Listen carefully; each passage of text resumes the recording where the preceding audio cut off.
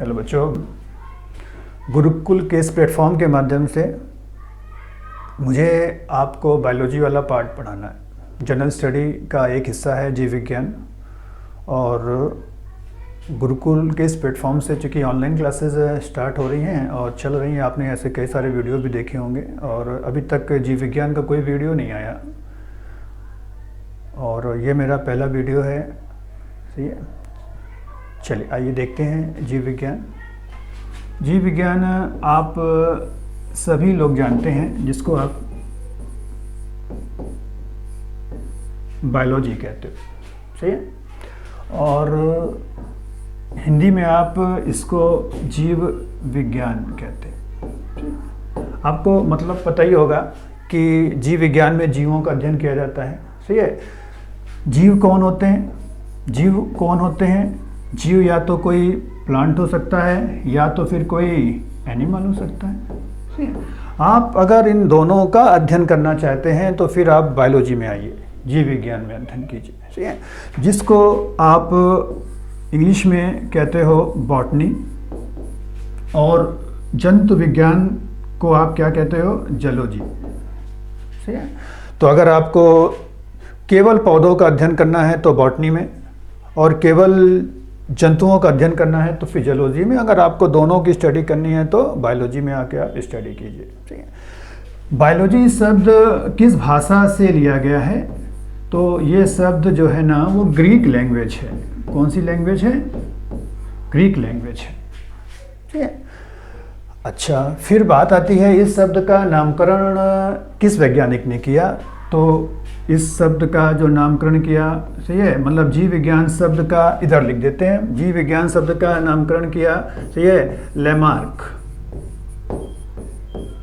सही है, एक वैज्ञानिक। और दूसरे वैज्ञानिक हैं इसमें टेबरेनस,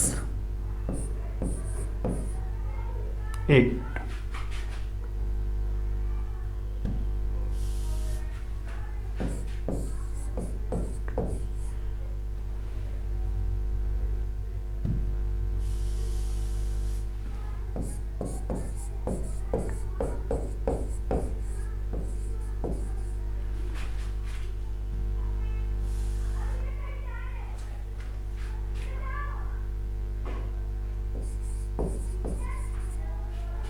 ठीक है, तो जीव विज्ञान शब्द किसने दिया? लेमार्क और टेबरेनस ने। अब बात आती है अरस्तु की, एरिस्टोटल, अरस्तु।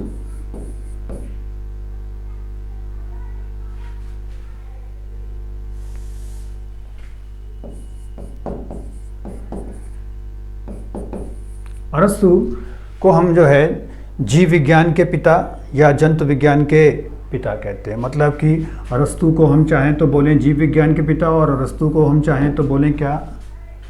जंतु विज्ञान के पिता। इसी तरह आता है थियोफ्रेस्टस। थियोफ्रेस्टस, थियोफ्रेस्टस को हम लोग फादर ऑफ बॉटनी कहते हैं, फादर ऑफ बॉटनी।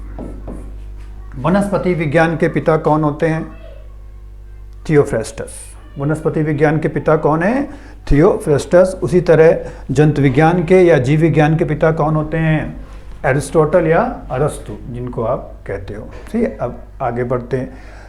क्यों फादर कहा जाता है? क्योंकि इनका वनस्पति विज्ञान के क्षेत्र में बहुत ज़्यादा योगदान है।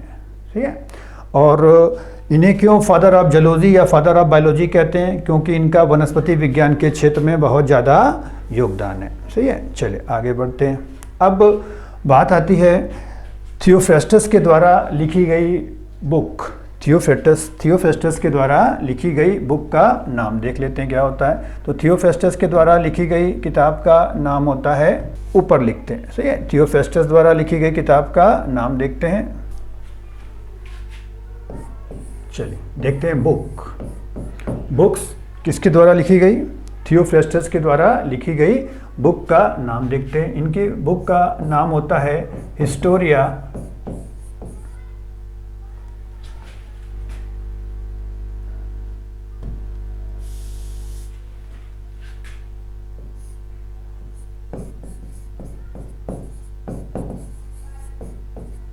Historia plantarum.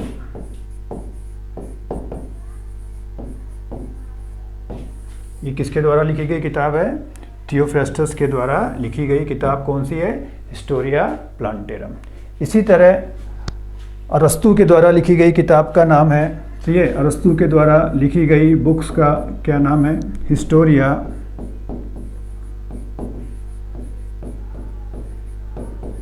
एनिमेलियम।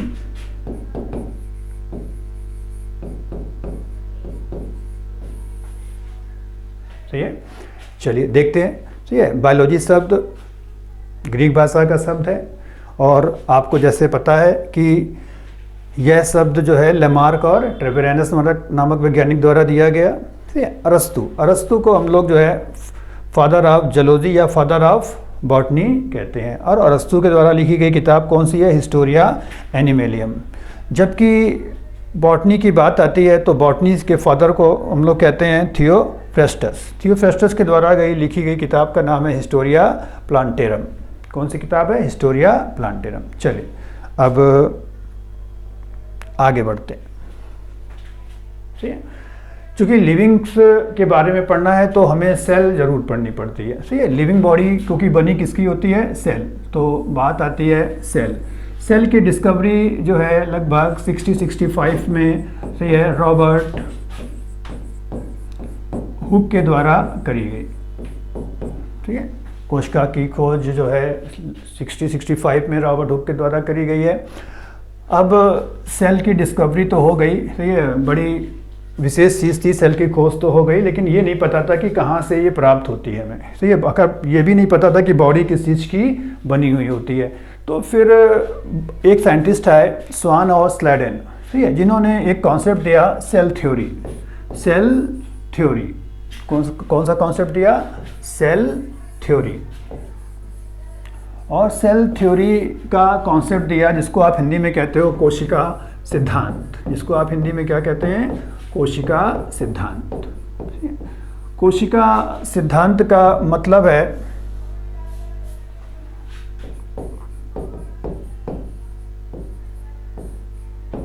कोशिका सिद्धांत दिया स्वान और स्लाइडेन के द्वारा। स्वान and Schleiden.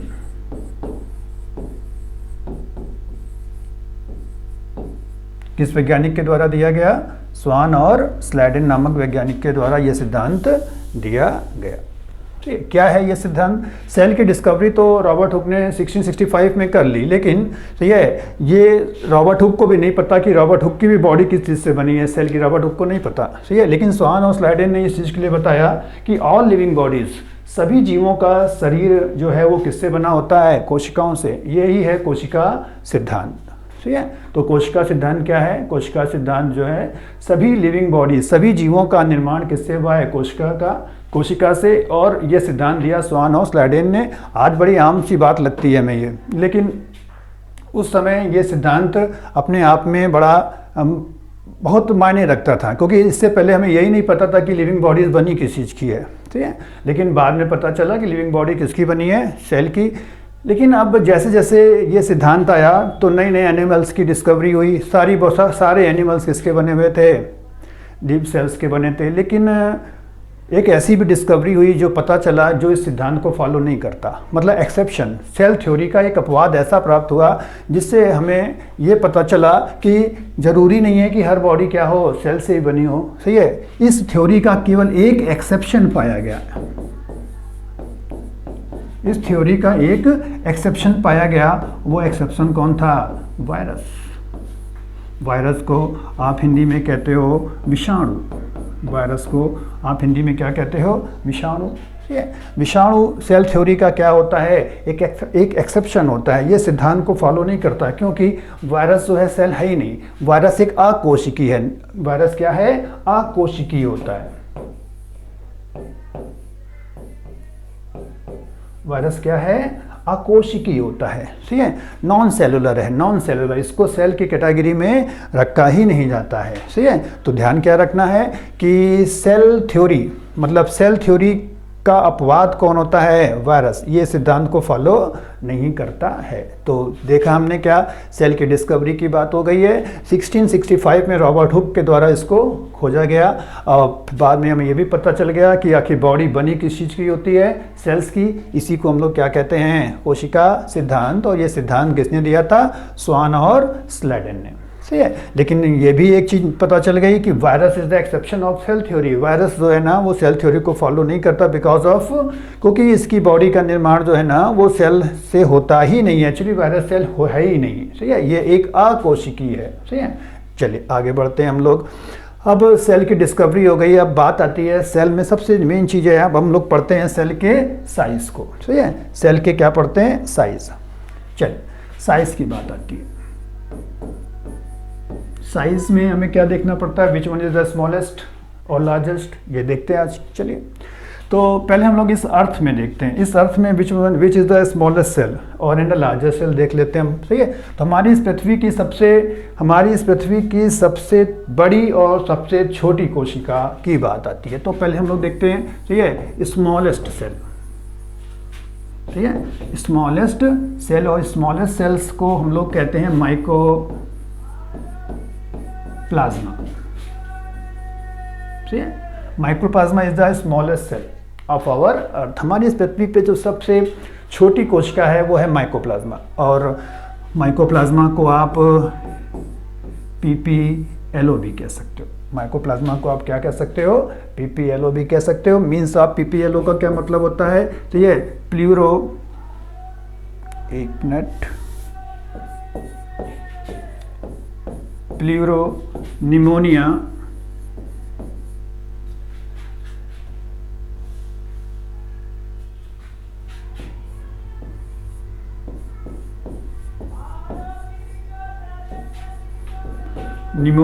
Like organism.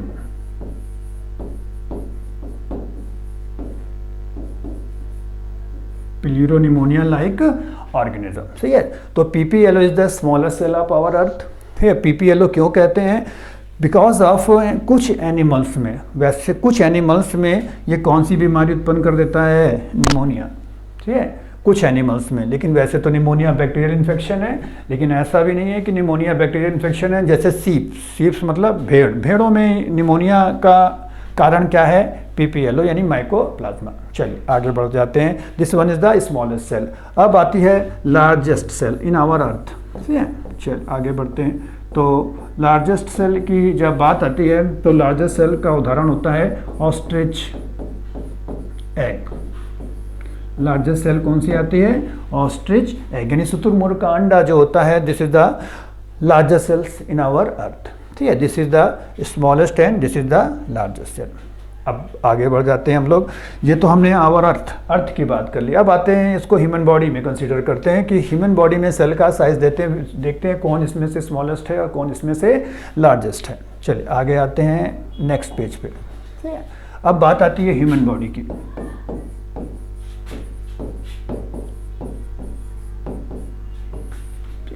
Human body की जब बात आती है तो ह्यूमन बॉडी में सबसे पहले हम लोग देखते हैं वही साइज ही देखना है। साइज मतलब ह्यूमन बॉडी में क्या देखना है?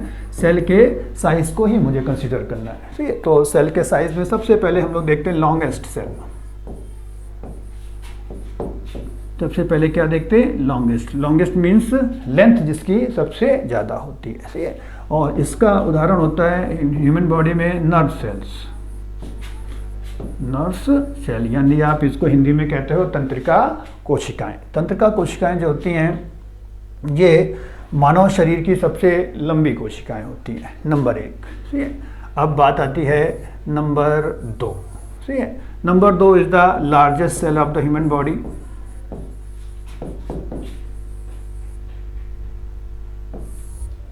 लार्जेस्ट सेल्स का उदाहरण होता है ओवम, यानी आप इसको एक्स सेल भी कह सकते हो। This is the largest cell of the human body. ये मानव के शरीर की सबसे बड़ी कोशिका होती है। ठीक है। Third is the smallest cell.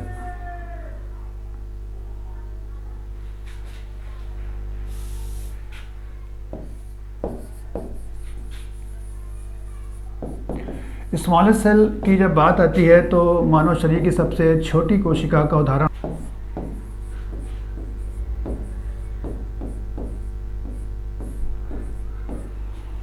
This is the smallest cell. तो ह्यूमन बॉडी में सबसे लॉन्गेस्ट सेल होती है नर्व सेल्स, और ह्यूमन बॉडी में सबसे लार्जेस्ट सेल होती है ओवम यानी कि एग सेल, और ओवम को आप अंडाणु कोशिकाएं भी हिंदी में कह सकते हो। और स्मॉलेस्ट सेल का उदाहरण होता है स्पर्म यानी कि शुक्राणु। इसमें से एक क्वेश्चन लॉन्गेस्ट सेल पे आता है nerve cell. Nerve cells human body की एक ऐसी सेल है, मतलब तंत्रिका कोशिकाएं मानव शरीर में एक ऐसी सेल है जो एक बार बन जाने के बाद कभी भी विभाजन नहीं करती, not be divided, can not be divided. मतलब मानव शरीर में ऐसी कौन सी कोशिका है जो विभाजन नहीं करती, तो फिर वो है तंत्रिका कोशिकाएं। सही है, कैन नॉट बी डिवाइडेड, ये विभाजन नहीं कर सकती, can not be divided, can not be divided. सही है, चलिए आगे बढ़ जाते हैं हम लोग। सही है, तो ध्यान क्या रखना है, तो ह्यूमन बॉडी की जब साइज की जब बात आती है, सही है, तो लार्जेस्ट सेल कौन सी हो गई, एग सेल, और लॉन्गेस्ट सेल कौन सी हो गई, नर्व सेल्स, और स्मॉलेस्ट सेल कौन सी हो गई है, ठीक है, स्पर्म। ठीक है, अब आगे बात आती है कि जो है, सही है, नर्व सेल्स की विशेषता क्या होती है, कैन नॉट बी डिवाइडेड, ये कोशिकाएं जो होती हैं वो विभाजन नहीं करती, ये कोशिकाएं विभाजन नहीं करती हैं। चलिए, इसका नुकसान होता है, इसका नुकसान क्या होता है, सेल अगर डिवाइड हो जाए तो फ़ायदा ये मिलता है कि बॉडी में कहीं पर भी इंजरी हो जाए तो वो चीज़ें रीजनरेट हो जाती हैं, क्योंकि नई कोशिकाओं का क्या हो जाता है, निर्माण हो जाता है। लेकिन तंत्रिका कोशिकाएं जो होती ना, वो डिवाइड ना होने के कारण रीजनरेट नहीं कर पाती। रीजनरेट मीन्स ऑफ होता है नई कोशिकाओं का निर्माण या अपनी रिपेयरिंग कर लेना, पुनः निर्माण कर लेना। सही है, इस कारण से तंत्रिका कोशिकाएं जो होती हैं वो, सही है, अपनी रिपेयरिंग नहीं कर पाती, डिवीज़न नहीं है इनके पास। चल आगे बढ़ते हैं। तो अभी तक हम लोग ने साइज़ को देखा, और साइज़ में देखा क्या कि अर्थ में सबसे स्मॉलेस्ट और सबसे लार्जेस्ट सेल देखी, अब हमने ह्यूमन बॉडी में भी इसको देख लिया। अब हमें ये पढ़ना है कि आखिर सेल का आगे क्या फ्यूचर क्या है, फ्यूचर क्या है सेल का, देखते हैं। तो सेल का आगे फ्यूचर क्या है, तो सेल का आगे फ्यूचर ये है कि सेल से हमारी बॉडी में क्या चीज़ें तैयार होती हैं। ठीक है, तो सेल से हमारी बॉडी में सबसे पहले बनता है टिश्यू। क्या बनता है, टिश्यू। टिश्यू को आप हिंदी में कहते हो ऊतक, टिश्यू को आप हिंदी में क्या कहते हो, ऊतक कहते हो। ये क्या चीज़ होती है, सेल से टिश्यूज कैसे बनते हैं, ग्रुप ऑफ सेल, कोशिकाओं का समूह क्या कहलाता है, ऊतक। ठीक है, और फिर ऊतक से क्या बनता है हमारी बॉडी में, ऑर्गन्स। क्या बनते हैं, ऑर्गन्स। ऑर्गन्स को हम लोग क्या कहते हैं, अंग। ऑर्गन से क्या बनते हैं हमारी बॉडी में, अंग।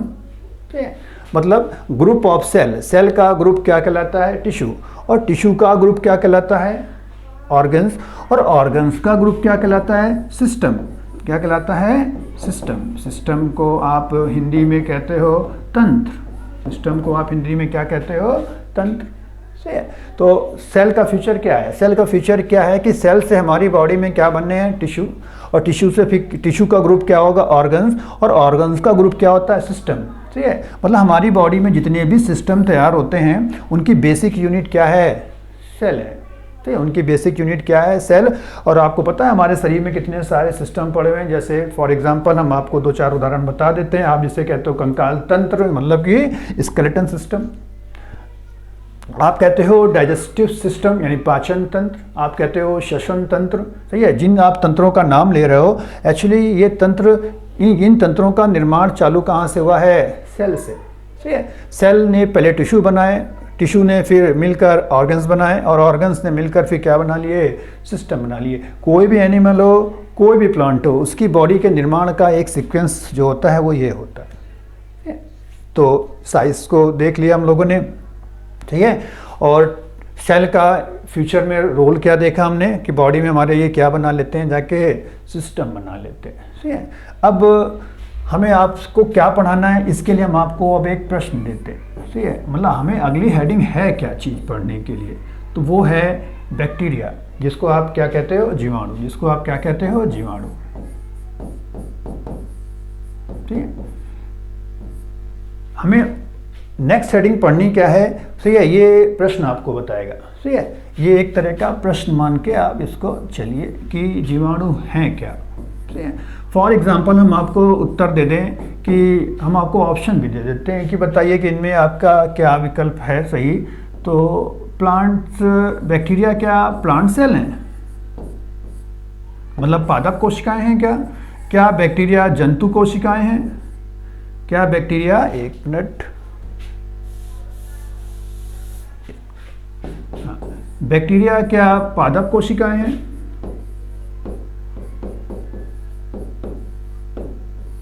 बैक्टीरिया क्या जंतु कोशिका हैं?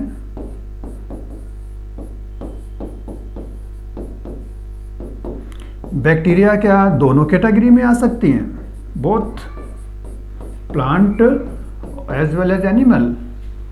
तो ये क्या चौथा ऑप्शन हम आपको दे सकते हैं, नॉन ऑफ दिस? क्या बैक्टीरिया जो होते हैं नॉन ऑफ दिस? ठीक है। मतलब हमें आपको ये प्रश्न इसलिए देना पड़ रहा है क्योंकि हमें ये तो पता चले कि हमें नेक्स्ट पढ़ना क्या है, ठीक है। तो बैक्टीरिया क्या है, प्लांट, एनिमल सेल, या बोथ कैटेगरी में, मतलब दोनों हो सकते हैं, या फिर नॉन ऑफ दिस, ठीक है। अगर ये क्लास ऑफलाइन होती तो शायद मैं किसी से ये प्रश्न पूछ भी लेता, चलिए कोई बात नहीं। लेकिन अगर आप खुद जब इस वीडियो को देखिएगा तो बताइएगा, खुद प्रश्न की मतलब खुद कोशिश कीजिएगा, वीडियो को स्टॉप करके देखिएगा, आप खुद आंसर लगाइए, फिर आप इस वीडियो को आगे कंटिन्यू कीजिएगा, ठीक है। तो फिर देखिएगा कि आपने क्या आंसर लगाया। अगर आपने जंतु कोशिका आंसर लगाया है तो ये आंसर गलत हो जाएगा, ठीक है। आपने बोथ दोनों आंसर लगाए तो गलत हो जाएगा।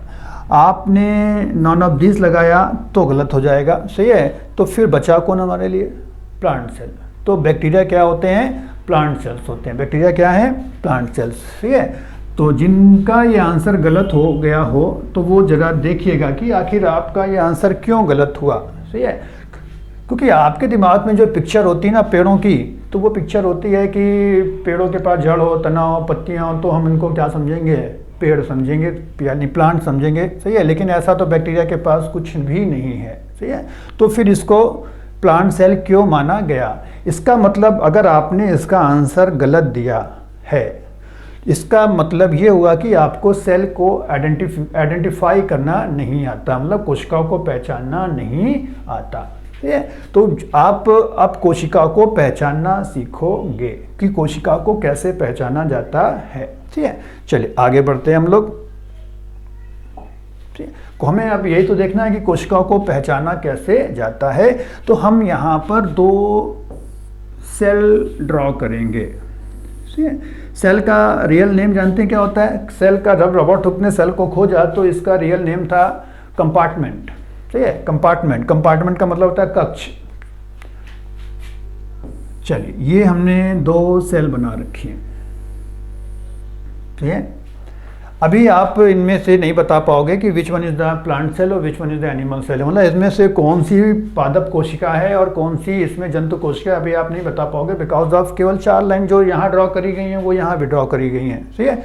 इसलिए आप नहीं बता पाओगे किसमें किसमें कौन सी प्लांट सेल है और कौन सी एनिमल सेल है, ठीक है। अच्छा ये क्या हैं ये चारों लाइनें, ठीक है।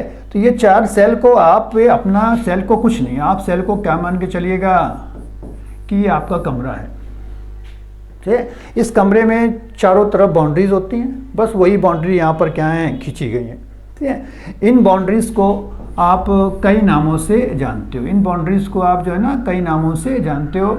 जैसे कि कुछ लोग हिंदी में, पहले तो आप इंग्लिश में बता दें, कुछ लोग इसको शेल मेम्ब्रेन कहते हैं, और कुछ हिंदी में इसका नाम होता है कोशिका कला, नाम जिसके और भी होते हैं। इसको प्लाज्मा मेम्ब्रेन भी कहते हैं,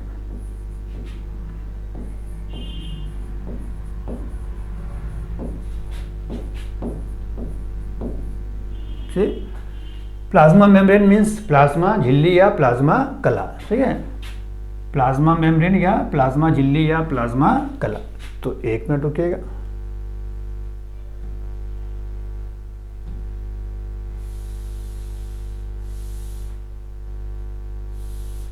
इसको क्या कहते हैं?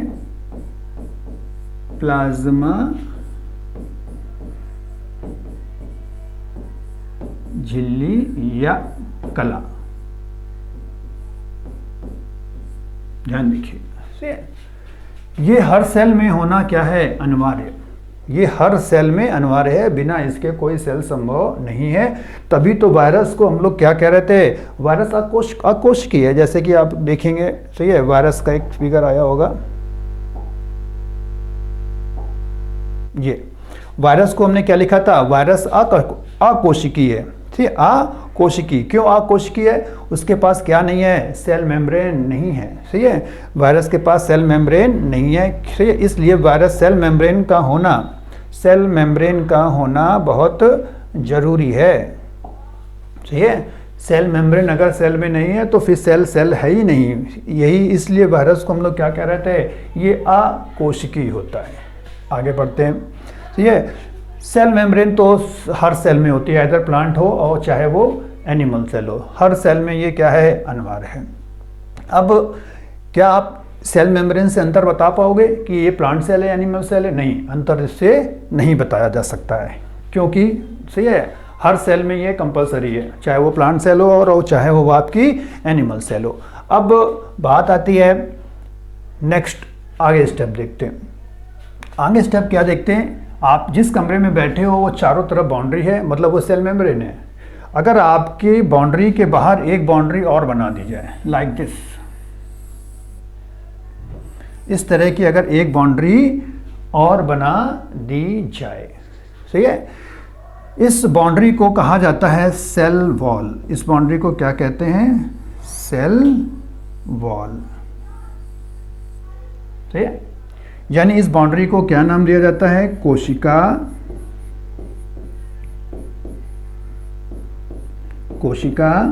भित्ति नाम देते हैं। क्या नाम देते हैं? कोशिका भित्ति। अगर किसी सेल में सेल वॉल हो तो फिर वो सेल प्लांट सेल होती है। वो सेल कैसी सेल होती है? प्लांट सेल होती है। वो सेल कैसी होती है? प्लांट सेल होती है। अगर किसी सेल में सेल वॉल है तो फिर वो सेल प्लांट सेल है, जबकि सेल वॉल एनिमल सेल में नहीं होती है। तो यही कारण था बैक्टीरिया को प्लांट मानना। यही कारण था बैक्टीरिया को क्या मान लेते हैं हम लोग? प्लांट मान लेते हैं। क्यों? तो ये क्योंकि बैक्टीरिया की सेल में सेल वॉल है, इसलिए बैक्टीरिया को हम लोग क्या कहते हैं? बैक्टीरिया एक प्लांट सेल है, ना कि वो एक एनिमल सेल है। तो ये आपको रूट स्टेम लीफ से नहीं देखना होता है। सही है, आप सेल के स्ट्रक्चर से भी पहचान सकते हो कि सेल किसकी है। तो बैक्टीरिया एक प्लांट सेल है। बैक्टीरिया कैसी सेल है? एक प्लांट सेल है। सही है, ध्यान रखिएगा, क्योंकि बैक्टीरिया की सेल में क्या पाई जाती है? सेल वॉल पाई जाती है। क्या पाई जाती है? Cell wall. तो और प्लांट सेल में तो सेल वॉल है ही नहीं, सॉरी, प्लांट सेल में कह रहे हैं, एनिमल सेल में तो सेल वॉल है ही नहीं। सही है, तो ये पहचान होती है प्लांट सेल और एनिमल सेल की। ठीक है, अब हमें सेल वॉल पढ़ना पड़ेगा। अब हमें क्या पढ़ना पड़ेगा? Cell wall. कुछ पॉइंट्स आते हैं सेल वॉल में पढ़ने के लिए, तो देखते हैं। इतना पोर्शन अभी हम हटा देते हैं फिलहाल। ठीक है,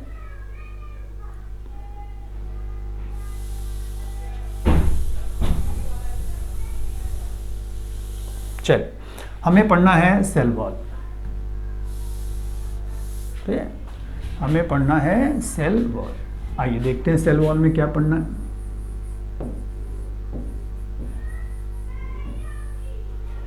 ठीक, सेल वॉल में ये पढ़ना है कि सेल वॉल पौधों में किस चीज की बनी हुई होती है। ठीक है, तो पहला पॉइंट क्या लिखते हैं हम लोग? सेल वॉल, सभी पौधों की सेल वॉल में एक कंटेंट होता है सेल्यूलोज। ठीक है, सभी पौधों की सेल वॉल में किसकी बनी होती है? सेल्यूलोज की बनी होती है। किसकी बनी होती है? सेल्यूलोज। सभी पौधों की कोशिका भित्ति सेल्यूलोज से बनी होती, कंपलसरी है सेल्यूलोज का होना। ठीक है, इसके अलावा अदर कंपाउंड भी हो जाते हैं कभी कभी, सही है, लेकिन सेल्यूलोज इज अ कंपलसरी। लेकिन एक एक्सेप्शन होता है, एक ऐसा प्लांट भी होता है जिसकी सेल वॉल सेल्यूलोज से नहीं बनती है। लेकिन क्या ध्यान रखना है कि सभी पौधों की कोशिका भित्ति किससे बनती है? सेल्यूलोज से बनती है। चलिए, सेकेंड बात आती है, सही है, सेल्यूलोज पे जो सेकेंड पॉइंट आता है कि क्या सेल्यूलोज किसका बना होता है? तो सेल्यूलोज एक पॉलीमर है। सेल्यूलोज पॉलीमर्स, बायोलॉजी में पॉलीमर्स को आप हिंदी में कहते हो बहुलक। क्या कहते हो? बहुलक। पॉली का मतलब होता है बहुत सारी यूनिट्स, मर का मतलब होता है मर्ज हो जाएं, मतलब जुड़ जाएं। जब बहुत सारी चीज़ें जुड़ती हैं तो किसका निर्माण होता है? सेल्यूलोज का। तो क्या बहुत सारी चीज़ें जुड़ रही हैं जिससे सेल्यूलोज बनता है? तो ग्लूकोज।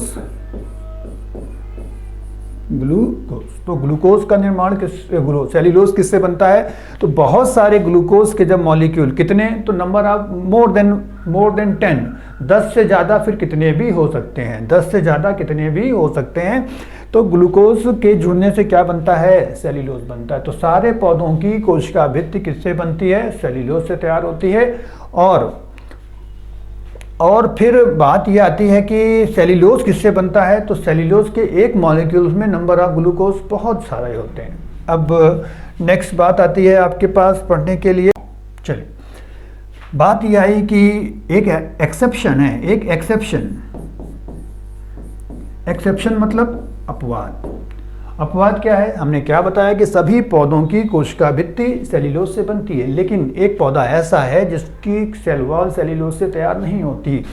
उसको आप आम बोलचाल की भाषा में जानते हो, सही है? उसको आप आम बोलचाल की भाषा में कहते हो फफूंद, ठीक है? और इंग्लिश विज्ञान की भाषा में उसको कवक कहा जाता है, ठीक है? विज्ञान की भाषा में उसको क्या कहते हैं? कवक, ठीक है?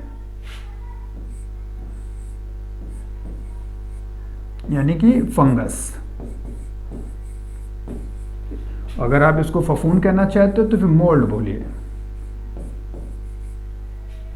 ठीक है? इस पौधे की कोशिका भित्ति सेल्यूलोज से नहीं बनती है, ठीक है? इसकी कोशिका भित्ति बनती है काइटिन से। किससे बनती है? काइटिन। इस पौधे की कोशिका भित्ति किससे बनती है?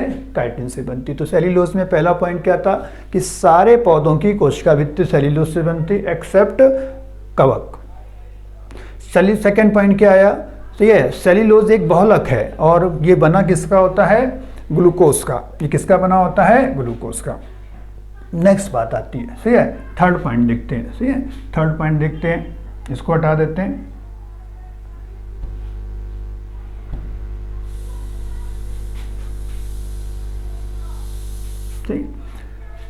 थर्ड पॉइंट,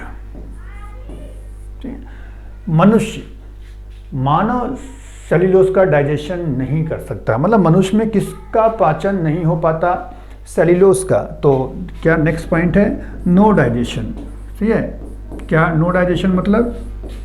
नो डाइजेशन मतलब, ठीक है, मनुष्य में किसका पाचन नहीं होता? ह्यूमन बॉडी है केवल, कि मनुष्य की बात कर रहे हैं, मनुष्य यानी मानव में किसका पाचन संभव नहीं है? ये तो मानव में किसका पाचन संभव नहीं है?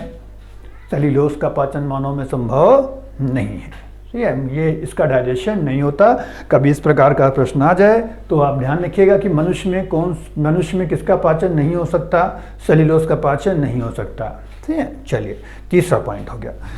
चौथा पॉइंट आता है, सही है, सेल्यूलोज पे, सही है? जितने भी आपके पेपर्स होते हैं, मतलब कागज, जितने भी आपके पेपर्स होते हैं ना, कागज, ये सब के सब सेल्यूलोज से निर्मित होते हैं, ठीक है? जितने भी आपके पेपर्स होते हैं वो सब किससे बने हुए होते हैं? सेल्यूलोज से, ठीक है? इसीलिए कहा जाता है कि कई जगह आपने लिखा हुआ भी देखा होगा, to save paper to save environment, ठीक है? मतलब आप कागज बचाइए तो इससे हमारा वातावरण क्या होगा? मतलब हमारा एनवायरनमेंट क्या होगा? प्रोटेक्ट होगा। क्योंकि कागज को बनाने के लिए हमें वृक्षों को क्या करना पड़ता है? काटना पड़ता है, ठीक है? तो इसलिए सारे पेपर्स किसके बने होते हैं? सेल्यूलोज के बने होते हैं।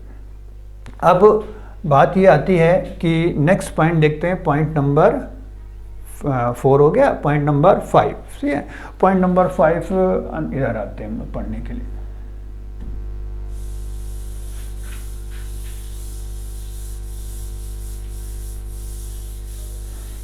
चलिए, पॉइंट नंबर 5। पॉइंट नंबर 5 की जब बात आती है तो cellulose is the most abundant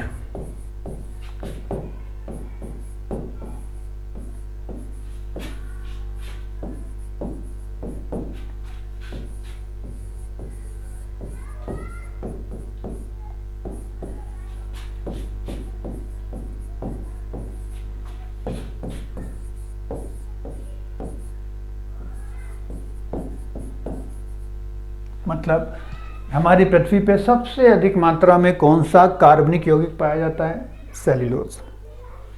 पृथ्वी पर सबसे अधिक मात्रा में पाया जाने वाला कार्बनिक यौगिक कौन होता है? सेल्यूलोज होता है। सही है, तो सेल्यूलोज पे ये था पांचवा पॉइंट। सही है, तो नंबर पहला पॉइंट सही है। सेल वॉल किससे बनी होती है? सेल्यूलोज से। सेल्यूलोज खुद किससे बना है? तो बहुत सारे ग्लूकोज के मॉलिक्यूल जब ऐड हो जाते हैं तो सेल्यूलोज बन जाता है। सही है, मानव में सेल्यूलोज का कोई पाचन नहीं होता। सारे पेपर्स किसके बने होते हैं? सेल्यूलोज के बने होते हैं। And the fifth point is the most abundant organic compound in our earth. मतलब हमारी पृथ्वी पर सबसे अधिक मात्रा में पाया जाने वाला कार्बनिक यौगिक कौन है? फिर सेल्यूलोज। फिर पॉइंट नंबर 6। ठीक है, पॉइंट नंबर 6 की जब बात आती है तो सेल्यूलोज पता है खाना पसंद करते हैं दीमक। तभी दीमक हमेशा जो है ना लकड़ियों में लगता है, क्योंकि दीमक जब सेल्यूलोज को खाते हैं तो उनसे उनको क्या प्राप्त होता है? ग्लूकोज। आपको पता है glucose is the source of energy. ठीक है, एनर्जी का क्या है? स्रोत है वो। अब बात आती है रफेज। देखिए ये स्पेलिंग लिखी है रफ की। सही है, बस आप इसमें आगे क्या लगा दो? रफेज। रफेज को आप हिंदी में कहते हो रुक्षांश। रफेज को क्या कहा जाता है? रुक्षांश। सही है, तो रफेज जो है का मतलब क्या होता है? सही है, रफेज क्या होता है? फाइबर्स। रफेज क्या होते हैं? फाइबर्स। फाइबर्स का मतलब, फाइबर का मतलब रेशे। रफेज का मतलब क्या है? फाइबर्स। और फाइबर्स का मतलब क्या होता है? रेशे। और ये क्या चीज़ होती है? रफेज। तो हमें अपने भोजन में ऐसा आहार खाना चाहिए, ऐसी डाइट लेनी चाहिए जो फाइबर युक्त हो। मतलब क्या हो? रफेज। ठीक है, तो रफेज किसके बने हुए रेशे होते हैं? तो प्रश्न ये आता है कि रफेज क्या है? तो रफेज रेशे हैं। ये बने किसके होते हैं? तो सेल्यूलोज के बने हुए फाइबर्स को क्या कहा जाता है? रफेज।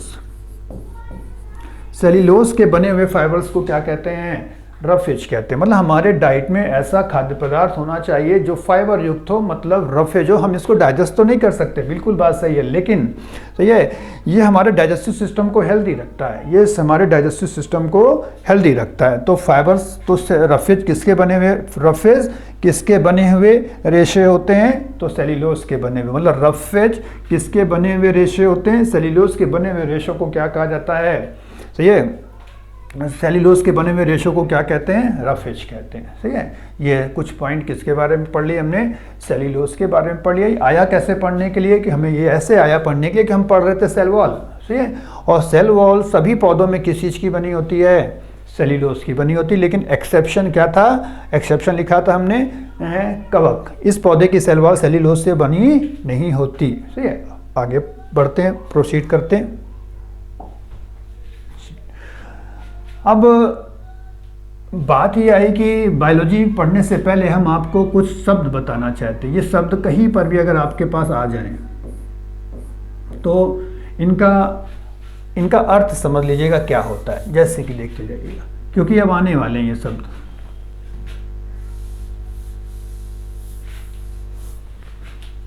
बायोलॉजी में कुछ शब्द आते हैं, जैसे अगर ये शब्द आ जाए हाइपर। ठीक है, अगर ये शब्द कहीं लग जाता है तो समझ लीजिएगा इसका मतलब होता है ज़्यादा, या फिर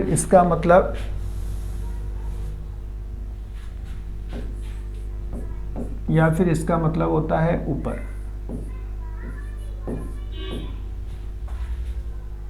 ठीक है, अगर कहीं शब्द आ जाए हाइपो तो इसका मतलब हो जाता है कम या नीचे। ठीक, कहीं अगर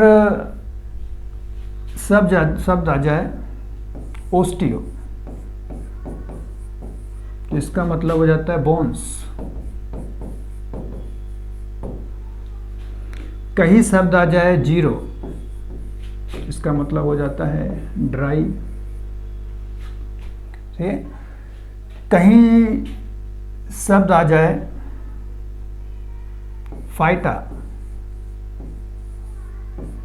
तो इसका मतलब हो जाता है पौधे। ठीक, कहीं शब्द आ जाए फाइसी तो इसका मतलब हो जाता है शैवाल। सहवाल जानते हैं आप?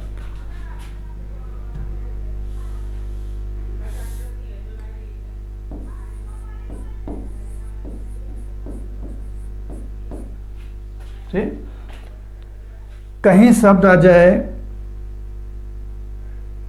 क्रायो,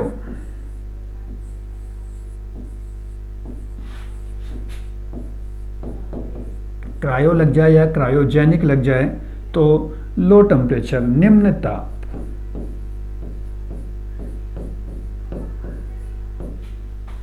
ठीक है, कहीं शब्द लग जाए, ठीक है, इसका मतलब हो जाता है रंगहीन चीजें, यानी वाइट। ठीक है, कहीं शब्द लग जाए साइट्स या ब्लास्ट, या ब्लास्ट, तो इसका मतलब हो जाता है कोशिका।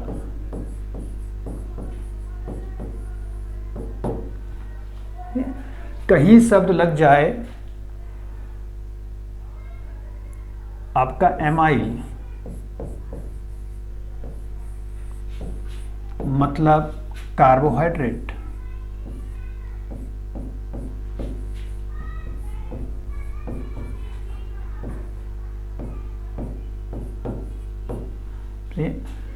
कहीं शब्द लग जाए लिपिड या लिपो, तो अर्थ हो जाता है फैट, यानी कि वसा।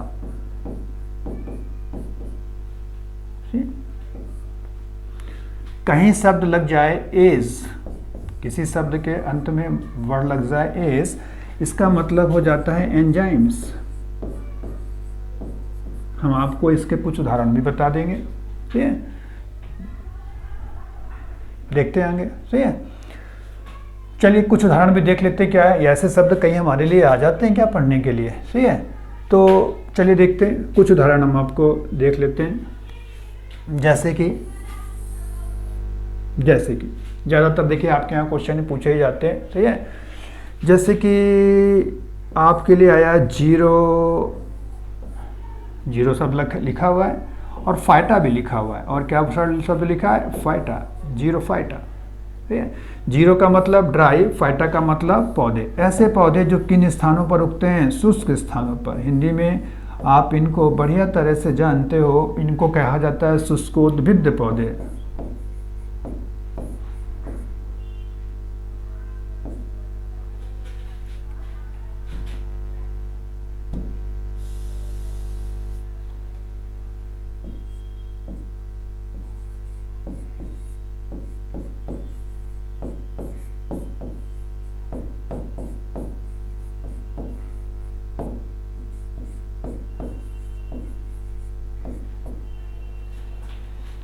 सही है, एक उदाहरण देख लिया। देखिए ये जीरो लगा है और ये क्या लगा है? फाइटा। ठीक है, जीरो फाइटा। ठीक है, शुष्को उद्भिद पौधे। ठीक है, जैसे क्लोरो फाइसी, क्लोरो का मतलब होता है हरा और फाइसी का मतलब शैवाल, हरी शैवाल आती।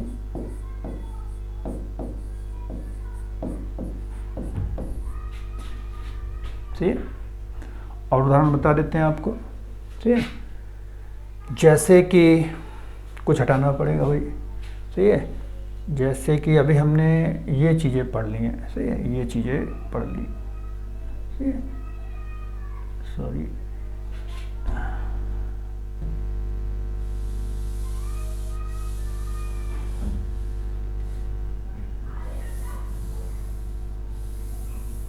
ठीक है, चलिए हटा दें। आप लगभग सब तो देख ही चुके हो। ठीक है, चलिए देखते हैं। जैसे कि और उदाहरण बताते हैं। जैसे देखिएगा ल्यूको शब्द आया है। कैसा शब्द आया है? ल्यूको, ये लिखा हुआ है ल्यूको, ल्यूकोसाइट्स। ठीक है, या ल्यूकोब्लास्ट भी कह सकते हो।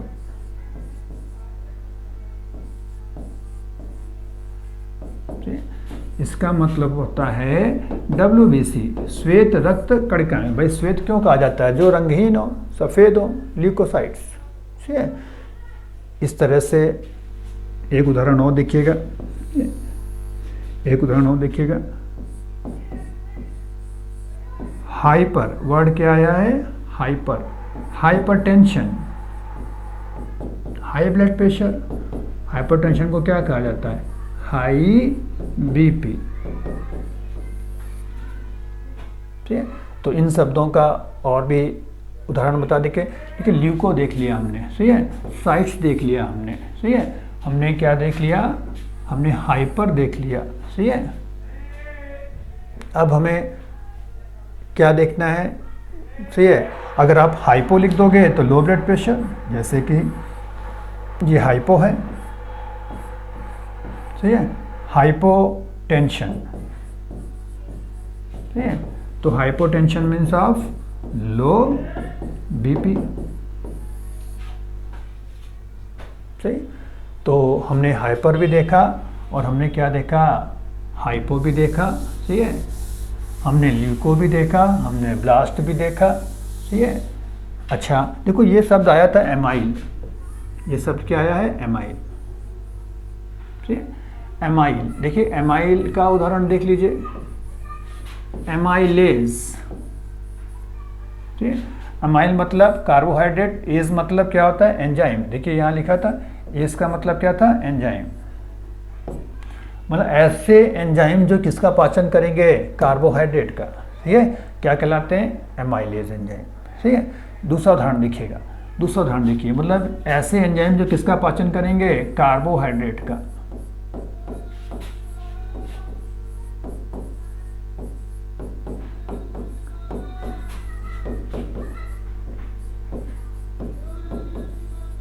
कार्बोहाइड्रेट का पाचन करने वाले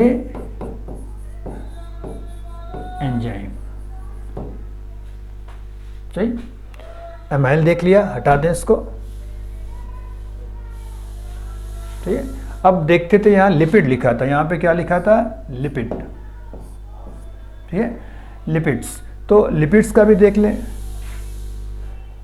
लाइपेज, क्या कहते हैं? लाइपेज। ऐसे एंजाइम जो किसका पाचन करें? वसा का पाचन करें, क्या कहलाते हैं? लाइपेज कहलाते हैं। वसा पाचक एंजाइम, वसा पाचक एंजाइम, ठीक। चलिए इतनी पढ़ लिए, तो इन शब्दों का कहीं ना कहीं आपके लिए क्या होगा? योगदान रहेगा, ध्यान रखिएगा, जिससे आपको कंफ्यूजन नहीं होगा शब्दों को पढ़ने में, क्योंकि बायोलॉजी में सब टिपिकल आ जाते हैं।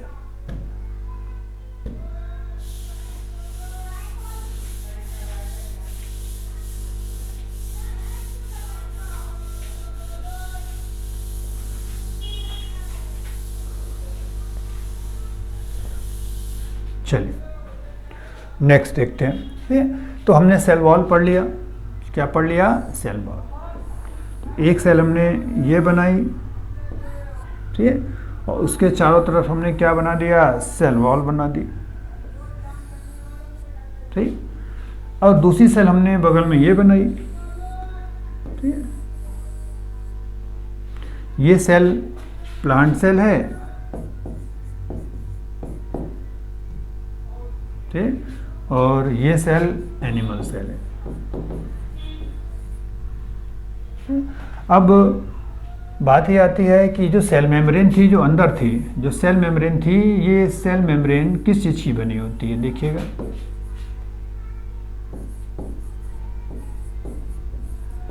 ये सेल मेम्ब्रेन किस चीज़ की बनी हुई होती है? तो सेल मेम्ब्रेन बनी हुई होती है प्रोटीन प्लस लिपिड्स। किसकी बनी होती है? Protein plus lipids. और अभी आपने देखा लिपिड्स का मतलब क्या था? सही है, फैट। लिपिड्स का मतलब क्या होता है? फैट्स। आप इनको चाहो तो सिंपल लैंग्वेज में लिख दो कि सेल मेम्ब्रेन किसकी बनी होती है? लिपोप्रोटीन्स की। सेल मेम्ब्रेन किसकी बनी हुई होती है? लिपोप्रोटीन्स की बनी हुई होती है। सही है।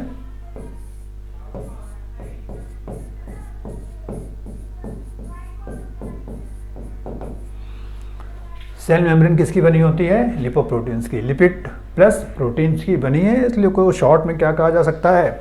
लिपोप्रोटीन। अब आते हैं हम लोग और हम सेल में हमने बाहर से ही पता चल गया कि सेल जो है ना, ठीक है, सेल वॉल से ही पता चल जाता है कि सेल किसकी है। अब हम सेल के अंदर जाकर देखते हैं, कहाँ आते हैं, सेल के अंदर। क्या सेल के अंदर क्या चीज़ें हैं, ठीक है। तो सेल के अंदर जो चीज़ें होती हैं उनको कहा जाता है कोशिकांग। क्या कहते हैं, कोशिकांग। मतलब इंग्लिश में इनको क्या कहा जाता है, सेल ऑर्गेनेलीज।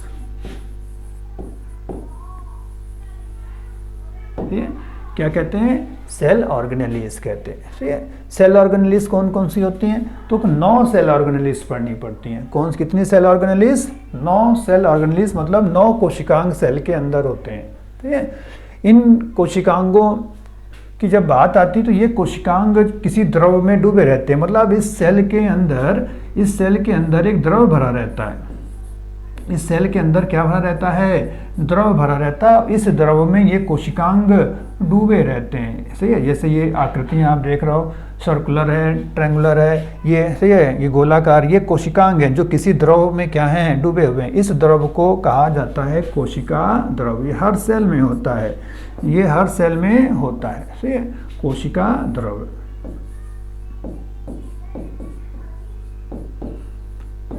कोशिका द्रव। तो कोशिका द्रव की परिभाषा क्या होती है, कोशिका द्रव को आप इंग्लिश में क्या कहते हो, साइटोप्लाज्म। क्या कहते हो, साइटोप्लाज्म। साइटोप्लाज्म की डेफिनेशन क्या होती है, कोशिकांगों, देखिए ये देखिएगा, कोशिकांगों के चारों तरफ जो द्रव होता है वो क्या कहलाता है, कोशिका द्रव, ठीक है। तो कोशिकांगों के चारों तरफ जो द्रव पाया जाता है वो क्या होता है, कोशिका द्रव कहलाता है, ठीक है। तो कोशिका द्रव की डिफिनीशन क्या हो गई है, ठीक है। कोशिकांगों के बाहर जो द्रव होता है वो क्या कहलाता है, क्या कहलाता है, कोशिका द्रव, ठीक है। तो अब हमें पढ़ने हैं कोशिकांग। लेकिन कोशिकांग डूबे किस में होते हैं, कोशिका द्रव में, या कोशिकांगों के बाहर जो द्रव होता है वो कौन सा द्रव कहलाता है, कोशिका द्रव। अब बात आती है कोशिकांग, सही है। आपको क्या पढ़ने हैं, कोशिकांग। तो कितने कोशिकांग बताए गए, 9 कोशिकांग बताए जाते हैं। तो देखते हैं वो 9 कोशिकांग कौन से होते हैं और किसमें पाए जाते हैं। चलिए देखते हैं। तो पहला कोशिकांग देखते हैं। पहला कोशिकांग जिसका नाम होता है माइटोकॉन्ड्रिया, ठीक।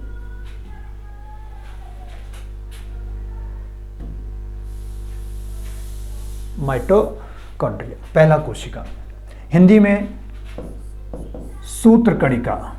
क्या नाम देते हैं, सूत्र कणिका।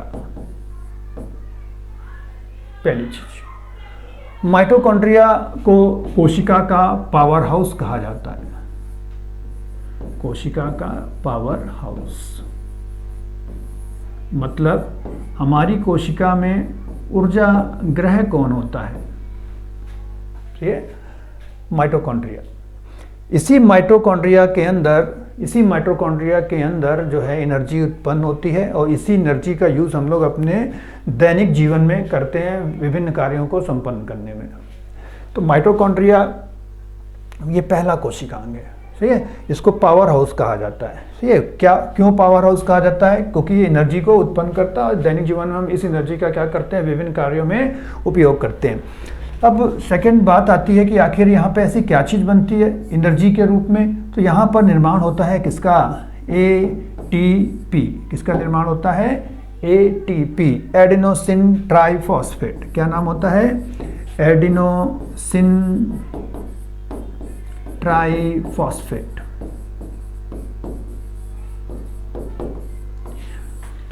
प्रश्न है आपके पास कि ATP कहाँ बनते हैं, तो माइटोकॉन्ड्रिया में बनते हैं, सही है। पावर हाउस किसको कहते हैं, तो माइटोकॉन्ड्रिया को पावर हाउस कहा जाता है इस, सही है।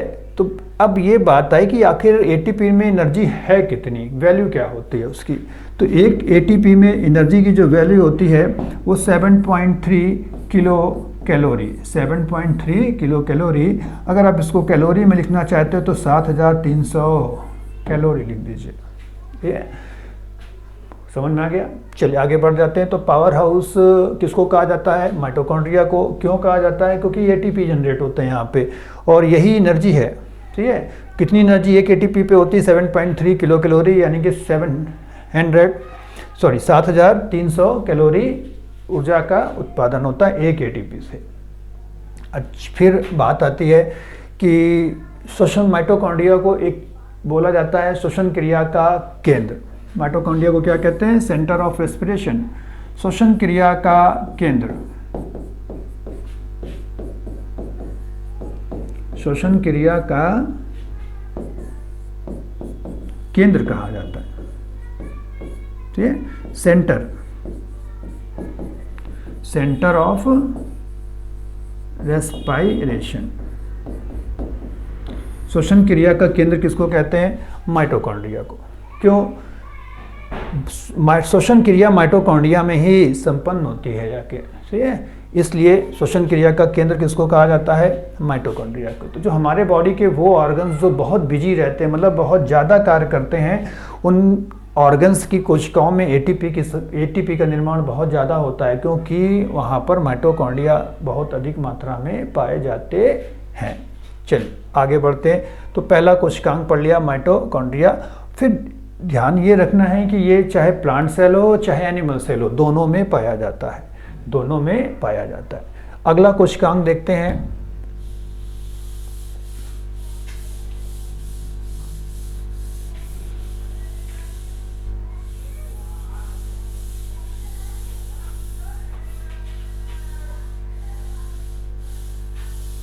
चलिए अगला कोशिकांग आया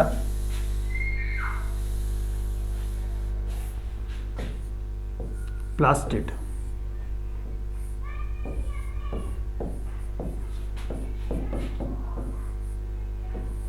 ठीक, प्लास्टिड हिंदी में कहते हैं लवक। यह कोशिकांग केवल पौधों में होता है, जंतुओं की कोशिका में यह कोशिकांग नहीं पाया जाता है। प्लास्टिड पौधों की कोशिका में पाया जाता है, लेकिन जंतुओं की कोशिका में यह कोशिकांग नहीं होता। ठीक है, अंतर, दो अंतर समझ में आए जंतुओं और पौधों की कोशिका में। सेल वॉल का पाया जाना बताता है ये प्लांट सेल है, और प्लास्टिड का पाया जाना ये भी बताता है कि क्या है, ये प्लांट सेल है। एनिमल सेल में ये दोनों चीज़ें नहीं होती। ठीक है, प्लास्टिड 3 प्रकार के होते हैं। प्लास्टिड कितने प्रकार के होते हैं? 3। वो अंतर किस बेस पे किया जाता है? कलर के बेस पे। वह अंतर किस बेस पे किया जाता है? कलर के बेस पे। ठीक है, तो कलर के बेस पे जब अंतर किया जाता है तो ये 3 प्रकार के होते हैं। अगर प्लास्टिड रंगहीन है, कैसा है? रंगहीन, कोई कलर नहीं है अगर उसके पास। और आपको पता है रंगहीन चीज़ों को बायोलॉजी में किस शब्द से बुलाते हैं? ल्यूको, जैसा कि हमने पहले आपको लिखकर बताया था। देखते हैं पहले पिछले पेज में जाके।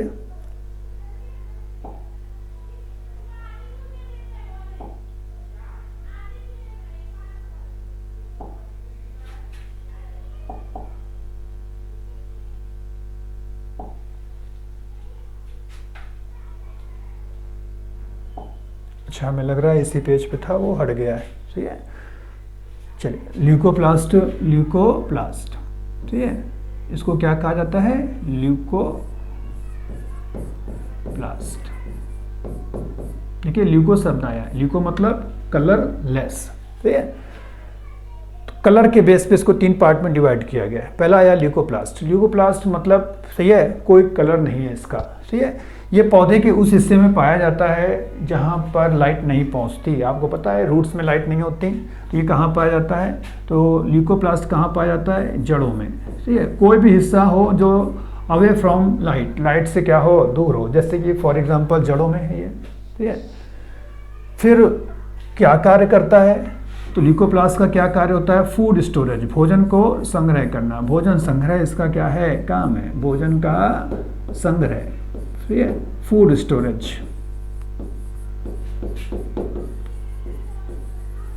ठीक है, फूड स्टोरेज इसका क्या है? वर्क होता है। एक काम हो गया। ठीक है, तो कलर के बेस पे देखा नंबर 1 ल्यूकोप्लास्ट। नंबर 2 कलर के बेस पे, नंबर 2 सही है, हिंदी में कहते हैं इसको हरित लवक। क्या कहते हैं? हरित लवक। और एक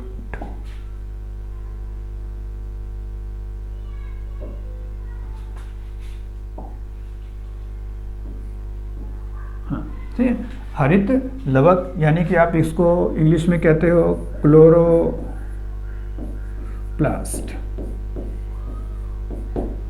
ठीक है, हरित लवक मतलब क्लोरोप्लास्ट। कैसे रंग का है? नाम से पता चल रहा है कि इसका रंग कैसा है? हरा।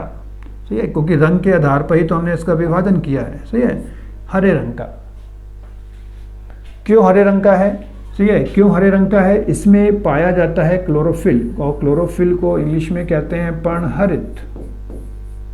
हरित भी बोला जाता है और हरिम भी बोला जाता है, और इंग्लिश में बस एक ही नाम है, क्लोरोफिल।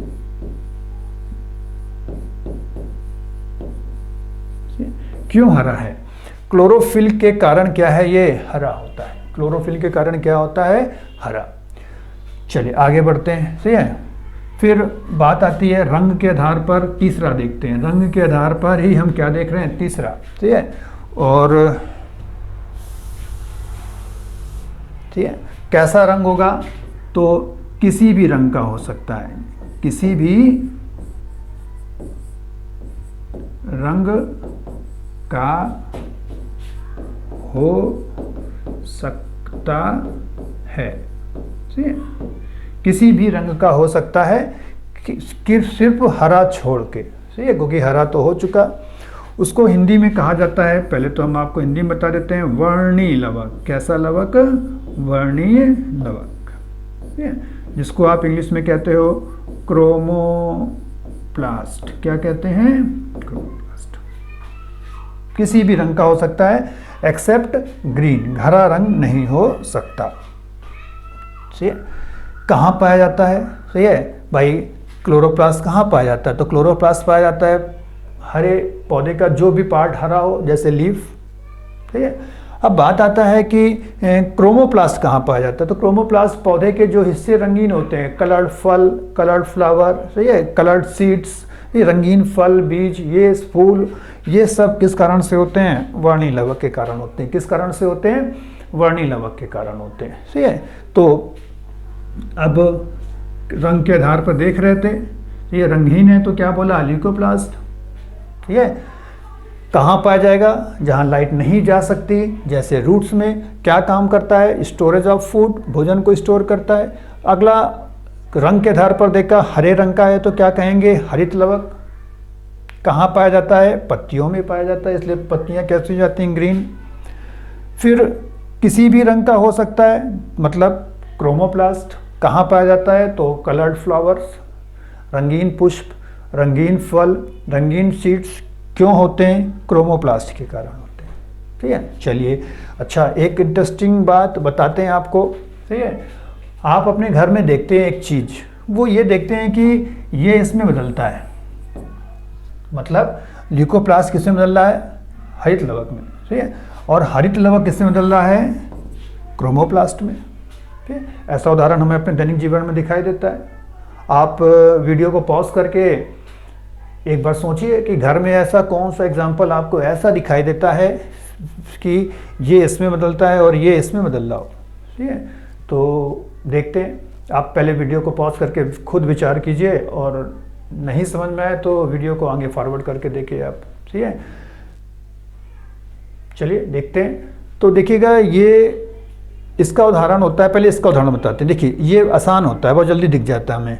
आप जब हरे मिर्च को लाते हो तो वो ग्रीन था, सही है, लेकिन वो बाद में लाल हो गया, क्रोमोप्लास्ट। सही है, आप टमाटर लाए थे हरा, वो कैसा हो रहा है? लाल हो रहा है। अब ये तो देखा, क्या ऐसा भी कोई उदाहरण देखा आपने? सही है, जिसमें ये ल्यूकोप्लास्ट किसमें बदलता हो? क्लोरोप्लास्ट में। सोच के बताइए। हाँ, आलू। आलू जमीन के अंदर पैदा होता है, ठीक है, इसलिए उसमें क्या पाया जाता है? ल्यूकोप्लास्ट। ठीक है, लेकिन आलू के ऊपर अगर लाइट गिर जाए, मतलब आलू की मिट्टी अगर हट जाए, तो फिर उसमें किसका निर्माण हो जाता है? वो ल्यूकोप्लास्ट किसमें कन्वर्ट हो जाता है? क्लोरोप्लास्ट में। तो आलू हरी होने लगती है हमारी। इसलिए आपने दैनिक जीवन में ऐसे कई सारे उदाहरण देखे हैं कि सही है, ल्यूकोप्लास्ट क्लोरोप्लास्ट में बदल रहा है, क्लोरोप्लास्ट क्रोमोप्लास्ट में चेंज हो रहा है। ठीक है, अब हमें जो है कुछ ऐसे उदाहरण देखने हैं, ठीक है, क्रोमोप्लास्ट के। ठीक है, क्रोमोप्लास्ट के हमें कुछ उदाहरण देखते हैं जो दैनिक जीवन में हमारे यहाँ देखने को हमें मिल जाते हैं। जो उन उदाहरण के नाम आते हैं जैसे कि कलर्ड, कुछ हम आपको ऐसी वेजिटेबल्स और फ्रूट्स के बारे में बता रहे हैं जो होते कलर्ड हैं, लेकिन क्या कारण है उनका, क्या कौन से ऐसा उनके अंदर रासायनिक पदार्थ पाया जा रहा है जिसके कारण वो क्या हो रहे हैं, रंगीन हो रहे हैं। जैसे कि देखिएगा, तो ये कैरोटीन,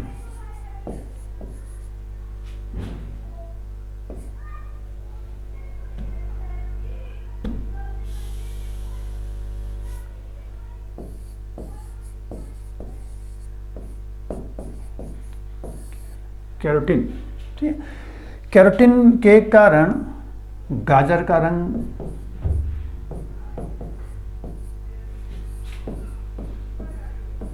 कैसा हो जाता है, लाल। ठीक है, इसी कैरोटीन के कारण, सही है, गाजर का रंग लाल हो गया। इसी कैरोटीन के कारण जो होता है, सही है, कैरोटीन के कारण जो है गाय का दूध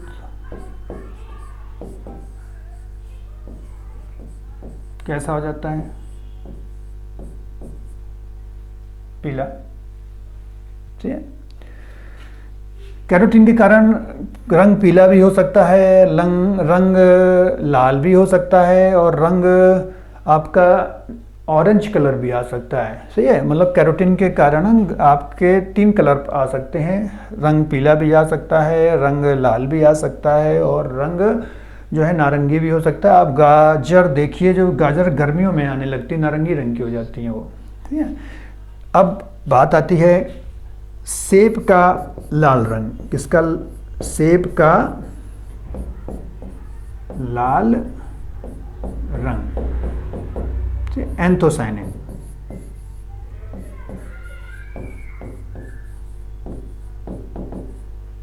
सी, मिर्च और टमाटर, मिर्च और टमाटर लाल रंग के होते हैं।